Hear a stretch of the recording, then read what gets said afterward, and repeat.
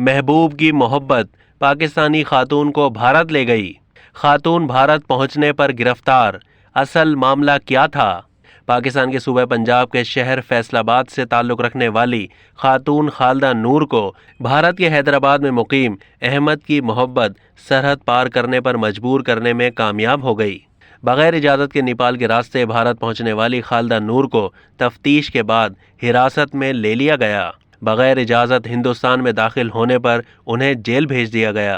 गौर करने की बात यह है कि खालदा नूर के पास पासपोर्ट था लेकिन वीज़ा नहीं था। सीतामढ़ी के पुलिस स्टेशन में पाकिस्तानी खातून के खिलाफ मुकदमा दर्ज किया गया। नेपाल सरहद से हिरासत में ली गई पाकिस्तानी लड़की खालदा नूर को पूछगछ के बाद एसएसबी ने आखिरकार जेल भेज दिया।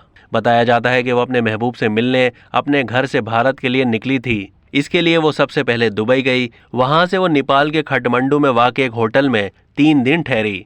उसके बाद वो नेपाली नौजवान और अपने महबूब के भाई के साथ भारत में दाखिल हो रही थी। फिर वो एसएसबी की गिरफ्त में आ गई।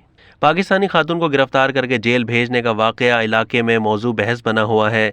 यही नहीं बल्कि पाकिस्तानी लड़की की मोहब्बत की कहानी भी लोगों की ज़बानों पर है। 8 अगस्त को पाकिस्तानी लड़की खालदा नूर को एसएसबी ने नेपाल की सरहद सीतामढ़ी से हिरासत में लिया था। उससे पहले नेपाल की सरहद से एक चीनी शहरी को हिरासत में लेने के हवाले से इलाके में अफरा तफरी मच गई थी और ऐसे वक्त में एक पाकिस्तानी लड़की की गिरफ्तारी से एक मरतबा फिर भारत और नेपाल की सिक्योरिटी पर सवालिया निशान लगने लगा है। एसएसबी की तफ्तीश में पाकिस्तानी लड़की की शनाख्त फैसलाबाद की रहने वाली खालदा नूर के नाम से हुई। पाकिस्तानी लड़की से एटीएम कार्ड, नेपाली और पाकिस्तानी मोबाइल सिम बरामद हुई। पाकिस्तानी लड़की के साथ 2 नौजवानों को भी एसएसबी ने अपनी हिरासत में लिया था।